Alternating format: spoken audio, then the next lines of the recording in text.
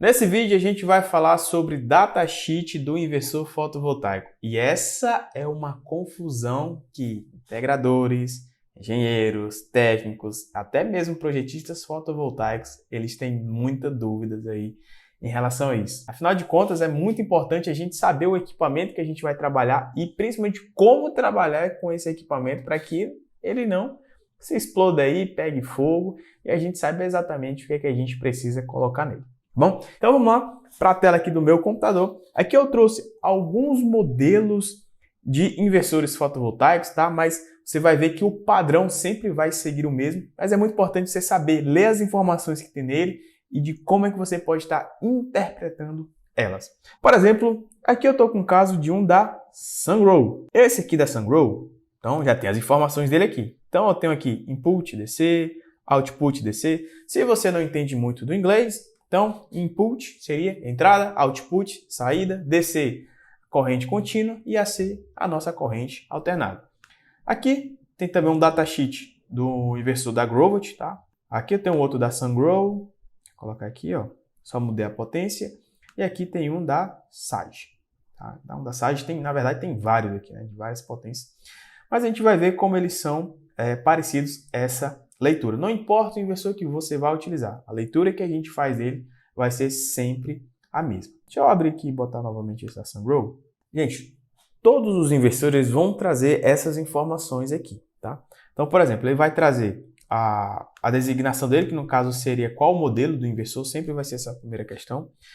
E alguns dos inversores, ou ele vai trazer somente único, né, essas informações, ou vai trazer, por exemplo, nesse caso aqui dessa marca, que no caso é SGRS, vai trazer de diversas potências. Então, nesse caso aqui eu tenho 3 potências, né, de 8, de 9 e de 10. Por exemplo, esse aqui da Sage já tem vários, né? Então, 1, 2, 3, 4, 5, 6, 7.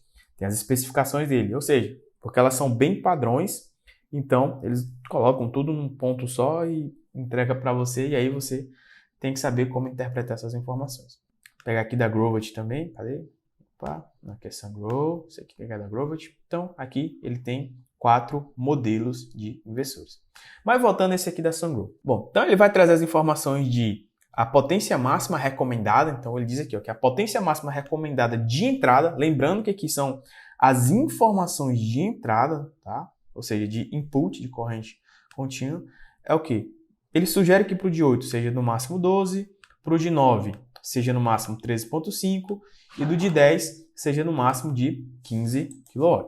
Além das informações da máxima potência recomendada, tá, gente? Aqui ele coloca a máxima potência recomendada. Isso quer dizer o quê? Que você pode dar uma extrapoladinha também aqui em relação a essa potência. Mas para você fazer essa extrapolação, o que é que você vai precisar? Vai precisar da autorização lá da fabricante, tá? Então, teria que entrar em contato com eles para que isso pudesse acontecer. Aqui a gente vai ter a tensão máxima de entrada, que no caso seria de 600 volts. Aqui a gente vai ter a operação mínima, ou seja, para ele começar a trabalhar, que nesse caso seria entre 40 e 50 volts, tá? Então, para ele já começar ali a dar o primeiro start dele para ligar o inversor. Aqui vai ter a tensão de operação, que ele vai tentar se manter ali, que no caso seria de 360, ou seja, mesmo que você coloque 600, ele vai tentar trabalhar ali 360. Aqui é o range, né, do mínimo e do máximo que o MPPT ele vai estar trabalhando, então ele vai variar de 40 a 560, ele vai ficar sempre nessa variação. E aqui, muito importante, tá? Essa informação aqui do número de MPP, que chama de MPP, tá? Quantos tem nele e aqui a quantidade de strings que você pode colocar nele.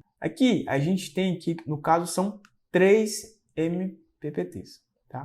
E que em cada um deles, a gente só pode colocar no máximo uma string. Ou seja, nesse inversor, em todos eles aqui, o máximo que eu posso colocar é o quê? 3 strings nesse inversor, tá? Eu não posso colocar, tipo, 4, eu quero botar 4 strings, 5 strings. Lógico, a não ser que você faça um paralelismo, mas aí outros 500 já entra mais uma parte mais de engenharia de cálculo e você precisa saber sobre isso. Mas aqui, ó, a gente tem 3 MPPs e para cada MPP uma entrada. Beleza? Então, o máximo que eu posso botar são 3 strings. E aqui ele me mostra a corrente máxima em cada um dos MPPs, tá? Essas informações que coloca, cada marca já coloca de uma maneira diferente, a gente tem que saber como interpretar. Então, aqui é bem tranquilo, é bem fácil no caso da Sungrow. Se você pegar esse outro dela aqui, ó, mesma questão, ó, nesse caso aqui são inversores de 4, de 5 e de 6. Então, você vê que ele tem duas entradas, independente para cada entrada, você consegue colocar no máximo aí uma string. Então, no máximo 2 strings para esse inversor aqui. Já esse aqui, que no caso é da Groovit, o que é que ele vai te mostrar? Eu tenho um inversor de 7, de 8, de 9 e de 10. Ó, mesma informação da potência máxima, tensão máxima, a tensão que ele vai iniciar, então no caso de 100 volts. Então, 3 módulos aí, você já consegue aí. Tensão nominal, a faixa também, que no caso seria o range. E aqui ele coloca ó, o número de MPPs. Então, eu vou ter 2 MPPs até 8, um inversor de 8, ó. Então, você tem que ficar de olho bem aqui nessa linhazinha aqui, ó. Você pode ver que ele vai dividir, ou seja, de inversores de 7 a 8, eu vou ter 2 MPPs. Se for de 9 e de 10, eu já vou ter 3. Mas você pode ver que a tensão máxima, a tensão de start, a faixa nominal e o range também, eles são válidos para todos os módulos. Então, é bem ruimzinho da gente ver, né? Mas a gente tem que verificar isso aqui também. E aí, olha só que interessante. Enquanto naquele da Sungrow, deixa eu voltar aqui, eu tinha 2 MPPs e cada um suportava no máximo uma string. Nesse aqui da Groovit, o que é que eu tenho? Eu tenho 2 MPPs, porém, ele suporta até 3 strings, ou seja, em um MPP, no máximo, uma string, e no outro eu posso colocar no máximo 2 strings. Vamos ver um exemplozinho aqui, ó. Tem uma imagem aqui. Esse aqui não é um inversor da Groovit, mas seria desse jeitinho aqui, ó. Então seria ó, um MPP aqui, ó. Geralmente ele sempre vai vir com esse desenho aqui, aí você já sabe, ó, tipo, tem DC1, DC2. Então aqui eu tenho 2 MPPTs, tá? Então 2. E para cada um deles, ó, seria a mesma coisa daquele da Groovit. Então aqui eu tenho uma entrada e aqui eu, no máximo, eu consigo colocar duas. Então, 2 entradas, então eu consigo colocar 2 strings. É dessa maneirinha aqui, tá? Apesar desse aqui ser um modelo diferente. Acho que esse aqui é da Deia, tá? Voltando aqui, cadê esse da Groovit? Se você for olhar já os de 9 kW e o de 10 kW, o que é que você vai ter? Você vai ter 3 MPPs, porém, 2 deles suportam até, no máximo, uma string, tá? Uma string, então você consegue colocar uma string em um MPP, outra string no outro. E no terceiro você consegue colocar até 2. E aí você pode ver que a principal característica vai ser o quê? A questão da corrente de entrada. Que em um deles vai suportar no máximo 13,5 e no outro 27. E para você saber essa questão dos módulos fotovoltaicos, o datasheet dos módulos fotovoltaicos, tem vídeo aqui também no canal que é importante você verificar. Então, por exemplo, se eu pego esse daqui da Lipton, olha só, a corrente máxima de operação dele é 17,4. Será se com ele eu conseguiria fazer a conexão aqui nesse MPP? Não conseguiria. Por quê? Porque ele suporta 13,5 e até a corrente de curto-circuito dele é 16,9. Então não seria interessante eu fazer essa conexão. Porém, se fosse nesse outro MPP aqui, ó, eu já conseguiria. Por quê? Porque ela suporta até 27. Porém, aí você vai ter que verificar a questão do paralelismo, né? Porque quando entra no inversor, ele entra em paralelo, e aí, em paralelo, as correntes se somam e a tensão, ela se mantém. Então, esses são os dados de entrada do inversor que a gente vai sempre olhar. Então, se você pega o da Sage aqui, ó, mesma coisa também. Olha só aquela linhazinha que eu falei para você. Ó. Então, ó, até um inversor de 9, o que é que vai mudar?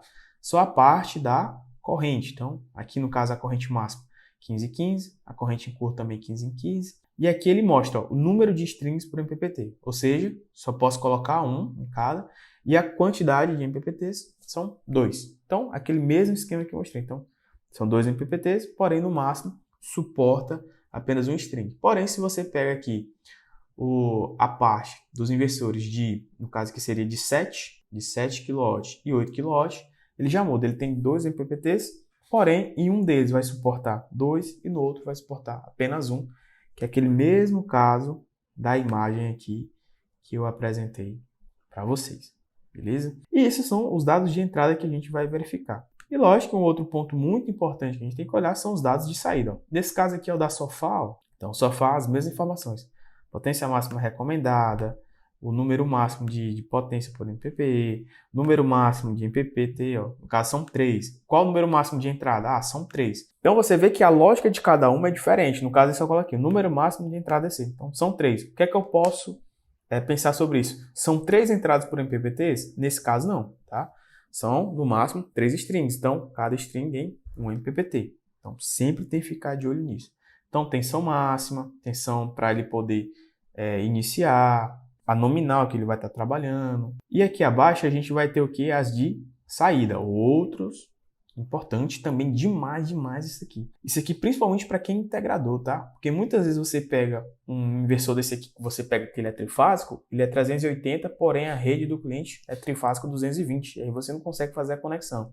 Então muitas vezes você vai ter que fazer ou a troca do equipamento, ou então colocar ali um transformador rebaixador de tensão. E aí vai mudar todo o seu projeto, que vai mudar a corrente vai subir, tem que mudar muitas vezes o padrão de entrada do seu cliente. Mas vamos lá. Então, nos dados de saída, o que é que a gente vai ter? Deixa eu pegar em português aqui. Ó. Então, a gente vai ter a potência máxima de saída, nesse caso aqui, 7.000. Então, alguns datasheets vão trazer em watts e também em VA. Então, você olha a de watts, que é o que a gente vai considerar realmente em projeto. Você olha a tensão nominal dele, então você vê que a tensão nominal dele é de 220. Porém, ela vai variar entre 160 e 300. Mas só da gente olhar, a gente já sabe que, então ele é um monofásico de 220. Ele até tem dizendo aqui, ó, monofásico. Alguns não deixam explicitamente que são monofásicos. Se eu não me engano, o da SOFA.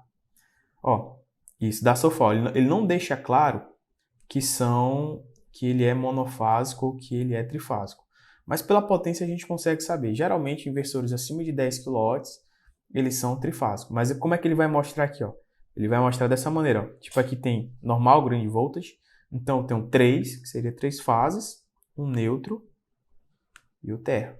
Tá? Então, é dessa maneira aqui que ele vai estar saindo. E aqui ele mostra que ele varia de 220 a 380. Então, você pode fazer essa mudança. Aqui o outro, ó, a monofásico, eu pego aqui o Sungrow. Sungrow, nesse caso aqui, ó, o que é que você pode ver? Ó? Ele coloca aqui, ó, feeding in phases, né? Então, conexão em fases, ou seja, somente um, que no caso seria de monofásico. Então, a gente vai ter potência, a gente vai ter também a corrente, tá? Então, essa corrente aqui, por que a gente vai precisar dela? Para dimensionar o disjuntor de proteção. Então, aqui eu tenho de 36 e aqui você tem que olhar, o de 8, corrente máxima é 36. O de 9 é 41, o de 10 é 45. Você vai olhar também o que? A frequência. No Brasil, a frequência é 60 Hz. E aqui, ó, mais uma vez, atenção. 220, 230, 240. E aqui o range dele, né? Que vai de 154 a 276. E aí você pode ver que os ranges são diferentes em muitos inversores, né? 160 a 300. Esse aqui já vai de 240 a 415. Se você pega um desses da Sage. Ó, da Sage é o que ele mostra, ó, LNPR. Então, ou seja, uma fase, um neutro e um terra. Ó, da Sage já varia de 180 a 280. Então, os aqui são trifásicos da Sage.